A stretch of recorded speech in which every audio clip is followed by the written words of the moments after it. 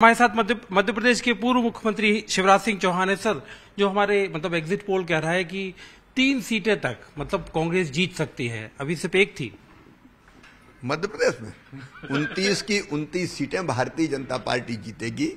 और मध्य प्रदेश नहीं, मैं देश का भी कह रहा हूं, अब की बार 400 पार, एनडीए 400 पार करेगा और भारतीय जनता पार्टी अकेली 370 के पार जाएगी।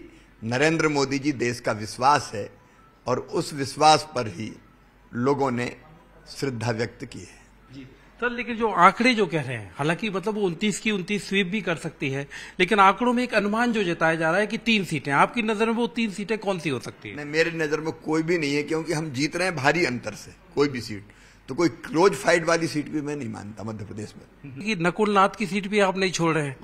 नहीं छूट रही, क्योंकि पिछली बार केवल 37,000 वोटों से जीत गए थे, जैसे तैसे हाफते हुए जीते थे। इस बार भारी अंतर से छिंदवाड़ा भी हम जीत रहे हैं, बीजेपी जीत रही है। एंटी इनकम्बेंसी कोई चीज होती है सर? एंटी इनकम्बेंसी कहाँ है? एंटी इनकम्बेंसी थी तो नकुल जी के खिलाफ थी, क्योंकि वो लगातार छिंदवाड़ा नाथ परिवार के साथ रहा है, इसलिए।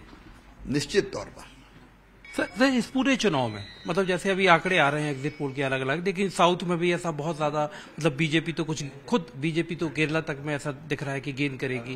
लेकिन अभी आप सबसे बड़ी वजह इस चुनाव में, अब पूरे 7 चरण चुनाव के हो गए, एग्जिट पोल सामने आ रहे हैं, नतीजे एग्जिट पोल के जो भी आंकड़े हैं वो सामने हैं, सबसे बड़ा फैक्टर, सबसे बड़ी वजह इस चुनाव में पूर्व मुख्यमंत्री शिवराज सिंह चौहान की नजर में क्या है? श्री नरेंद्र मोदी जी को जनता फिर से भारत का प्रधानमंत्री बनाना चाहती, ताकि विकसित भारत के निर्माण का काम रुके ना। सिर्फ पीएम नरेंद्र मोदी ही एक फैक्टर है?